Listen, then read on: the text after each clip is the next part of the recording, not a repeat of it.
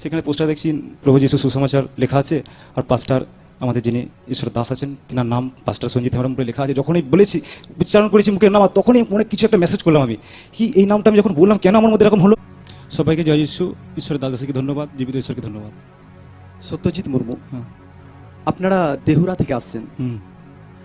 এখানে আপনাদের সাক্ষ্য যেটা লেখা আছে যে আপনাদের পরিবারে 17 বছর ধরে মৃত্যুর দুষ্ট আত্মা কাজ করতো, মতলব অ্যাক্সিডেন্ট আরো দুসরা প্রবলেমের আত্মহত্যা, এই সমস্ত দুষ্ট আত্মা আপনাদের পরিবার জীবনে কাজ করতো 17 বছর ধরে।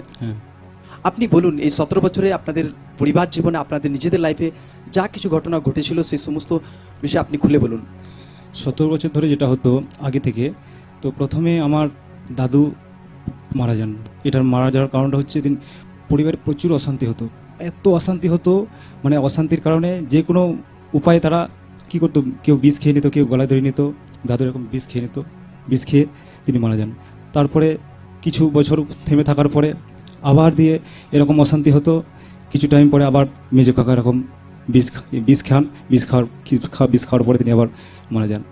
আবার কিছু টাইম এরকম বন্ধ থাকার পরে আমি বিয়ে থা করলাম। বিয়ে থা করার পরে দিয়ে সোসাইটি আত্মা যখন অ্যাটাক করছে না, দিয়ে আমার বিয়ে যখন আমি করলাম, আমার ওয়াইফের জীবনে একটা বড় রোগ দেখা দেয়, ব্রেস্টের টিউমার হয়েছিল।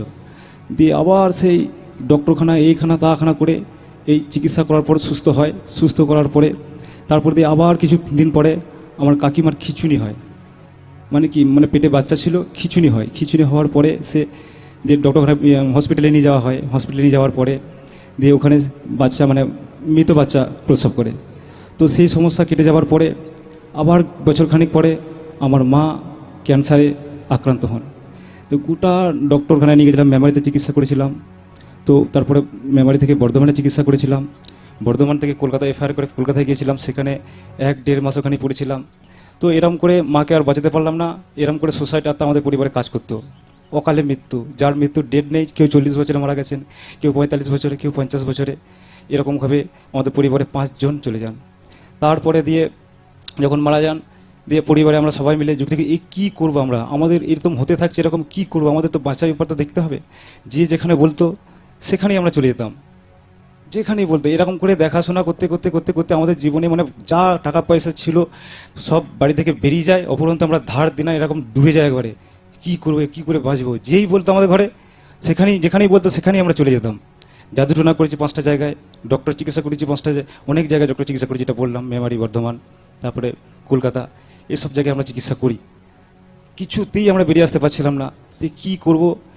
দিয়ে আমি এই পরিবারে, আমাদের পরিবারে যখনই প্রবলেম হতো আমাকে নিয়ে বেশি টানা হাজিরা হতো। টানা হাজিরা বলতে কি, কিছু হলেই ওকে ছাড়া মানে সলভ করা যাবে না, ওকে ওকে ওকে বলোগে যাও, ও মানে ডাক্তারখানা হোক, যে কোনো সমস্যা হোক ও সলভ করে দিতে পারবে। আর সমস্ত ভাড়া আমার উপর চাপিয়ে দেওয়া হতো। আর কী করব, আমি সব ভাড়া নিয়ে নিতাম, আর দিয়ে যেখানে যাওয়ার যে যা বলতো ওখানে নিয়ে চলে যেতাম আমি। তারপরে দিয়ে যখন নিয়ে যাওয়া হতো কোনো প্রবলেম থেকে সলভ হতে পারতাম না, দিয়ে খ্যাপা একদম পাগলের মতো হয়ে গেছিলাম আমি। কী করব, বাঁচার উপায় তো নেই। আমি ভেবেছিলাম এরপরে আমিও শেষ হয়ে যাব। কিছু কটা দিন পরে দেখি আমার ওয়াইফ রান্না করতে করতে পুরো একবারে কী বলবো, কাপড় ফাপড় পুড়ে গিয়েছিলো একবারে। পুড়ে যাওয়ার পরে সেটা না, এটা ঠিক কিছু গায়ে ফায়ে কিছু হয়নি, পোড়াপুড়ি হয়নি, শুধু কাপড়টা পুড়ে গেছিলো।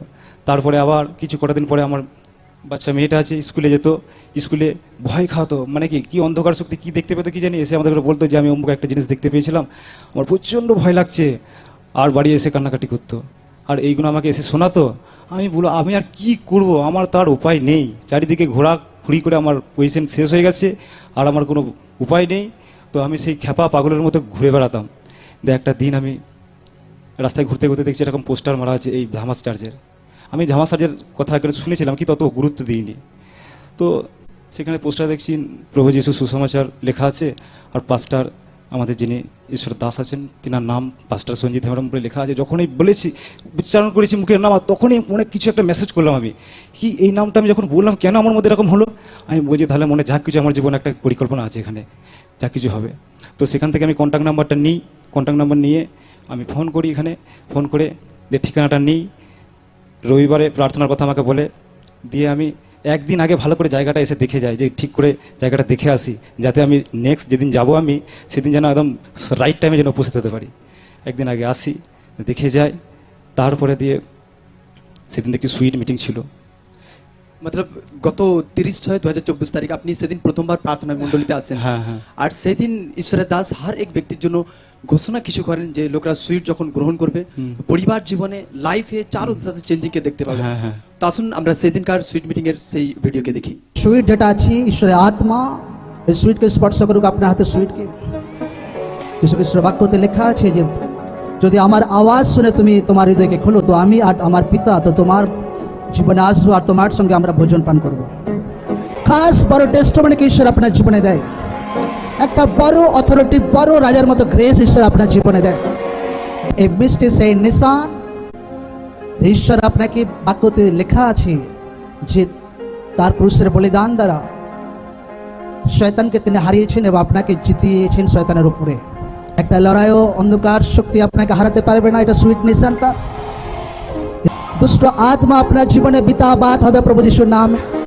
সেদিন যখন আপনি বিশ্বাসের সহিত ঈশ্বরের দাস দ্বারা যে ডিক্লারেশন যে ঘোষণা ওয়ার্ডকে আপনি রিসিভ করেন তারপর কি হয়? তারপরে আমি পুরো হালকা হয়ে যায়, যা মাথার উপর বোঝা ছিল সেইগুলো একদম পুরো ফ্রি হয়ে যায় আমার জীবন থেকে, একদম মানে অতীত হয়ে গেছে, এগুলো সব পুরনো হয়ে গেছে। আর ওইগুলো যেগুলো মনে পড়ছিল যে আমি এবার এরকম মরে যাব, আমার পরিবার একে একে সব শেষ হয়ে যাবে, এই চিন্তা ভাবনা আমার জীবন থেকে একদম গায়েব হয়ে গেছিল একদম। সকলে জোরসে মহিমা করে জীবিত ঈশ্বরের নামে জোরসে hallelujah, hallelujah, hallelujah, hallelujah, hallelujah,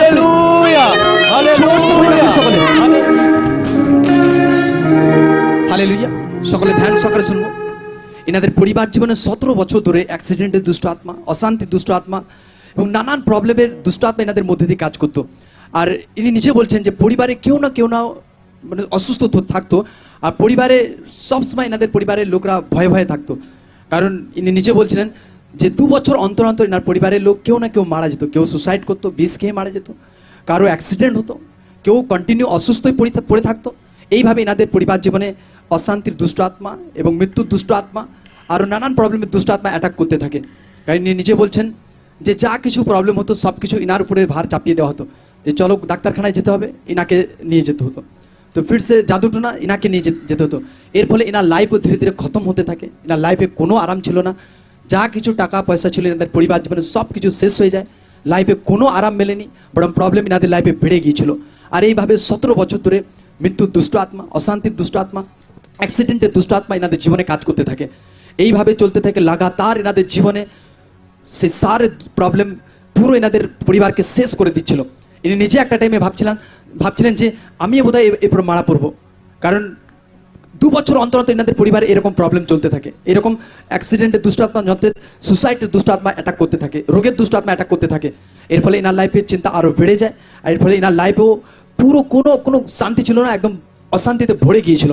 এনার পরিবার, এনার ওয়াইফের লাইফে প্রবলেম ছিল, এনার বাচ্চার লাইফে প্রবলেম ছিল, এই সারে প্রবলেম ইনি পুরো জড়িয়ে গিয়েছিলেন। আর এইভাবে যখন চলতে থাকে এনার লাইফ দুশ্চিন্তায় ভরে গিয়েছিল। একটা টাইমে ইনি দেখেন যে একটা পোস্টারকে ইনি দেখতে পান। আর সেখানে ইনি দেখেন যে এই মণ্ডলীর পোস্টার। আর সেখানে যখন ইনি সেখান থেকে সব অ্যাড্রেস এবং কন্ট্যাক্ট নাম্বার নিয়ে যখন ইনি নির্ণয়কে নেন যে না আমি একদিন যাওয়া দরকার আছে আমার। কারণ ইনি যখন পড়ছিলেন ইনি নিজে বুঝতে পারেন যে কিছু ঈশ্বরের গ্রেস নাকে টাচ করে সেই পোস্টার যখন ইনি পড়ছিলেন। আর তারপর যখন ইনি আসেন ইনি 30/6/2024 তারিখে ইনার পরিবার সকলে প্রার্থনায় আসেন। আর সেদিন সুইট মিটিং ছিল। ঈশ্বরের দাস ডিক্লেয়ার করেন যে যারা সুইটকে গ্রহণ করছে লাইফ পরিবর্তন হচ্ছে, জীবিত ঈশ্বরের সেই গ্রেস আপনার জীবনে কাজ করছে, আপনি জয়বন্ত হবেন, শয়তানের উপর আপনি জয়ী হবেন, এরকম যখন ডিক্লেয়ার করেন ঈশ্বরের দাস। আর সেদিন যখন ইনি এনার ফ্যামিলি প্রার্থনায় আসেন আর বিশ্বাসের সহিত সেই সুইটকে যখন গ্রহণ করেন, জীবিত ঈশ্বরের সামর্থ্যকে টাচ করে। আর নিজে বলছেন ইনি যে এনার মাথা থেকে যে বোঝ অংশ ছিল ইনি বুঝতে পারছিলেন যে কিছু একটা ভারী অংশ বোঝার মতো ইনি মাথায় চাপিয়েছিলেন। ইনি নিজে বুঝতে পারছিলেন যে কেউ যেন আমার মাথার উপর এটা দিয়ে দিয়েছে। কিন্তু সেই দিন প্রার্থনা রিসিভ করার পর থেকে সারে বোঝ এনার লাইফ থেকে দূর হয়ে যায়। ইনি ব্লেসড হন। এনার মধ্যে যে দুশ্চিন্তা ছিল, এনার পরিবারে যে সুসাইডের দুষ্ট আত্মা, অ্যাক্সিডেন্টের দুষ্ট আত্মা, অশান্তির দুষ্ট আত্মা ছিল, এনাদের লাইফ থেকে পুরো রীতি সে গায়েব হয়ে যায়। আর এনারা ফ্রি হয়ে যান, ইনিও ব্লেসড হন, পুরো আজাদ হয়ে যান। সকলে উঠে দাঁড়িয়ে জোর সে মহিমা করি। হালেলুয়া, হালেলুয়া,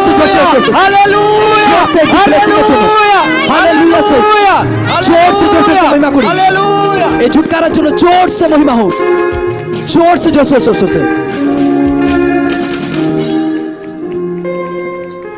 মতলব 17 বছর ধরে এই প্রবলেম আপনারা ভুগছিলেন। হ্যাঁ, লাইফে কোনো আরাম ছিল না, না, লাইফ পুরো শেষ হয়ে গেছে। একবারে।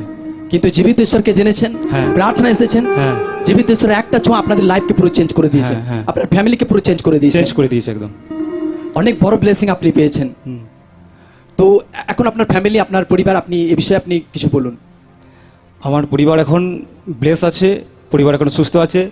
আমরা যে বছর বছর ওষুধ খেতাম, সেই ওষুধ আমরা যতদিন জুড়ে আছি, আর ওষুধ ডক্টরখানার মুখ আমরা দেখিনি এখন পর্যন্ত।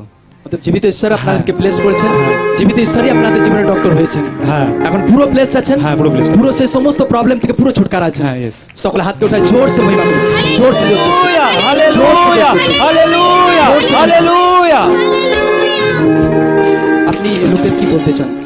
আমি লোকদের বলতে চাই, আমি যেমন পোস্টার দেখে এসেছিলাম, আপনারাও এখানে মন্ডল থেকে পোস্টার নিয়ে যান, যেন অনেক আত্মা যেন বাঁচতে পারে, অনেক লোক সেই পোস্টার দেখে যেন আসতে পারে। হ্যান্ডবিল নিয়ে যান, তো এতে আপনাদেরও পরিবার সুখী হবেন, আর যারা পোস্টার থেকে দেখবে আমার মতো, সেই পরিবারগুলো বাঁচবে। কারণ প্রভু জীবিত ঈশ্বর, প্রভু মহান ঈশ্বর। সকলে হাতকে উঠায় আরেকটি বার জোর সে মহিমা করে প্রভুর নামে। হালেলুয়া, হালেলুয়া, জোর সে মহিমা। Hallelujah, hallelujah. জোর সে-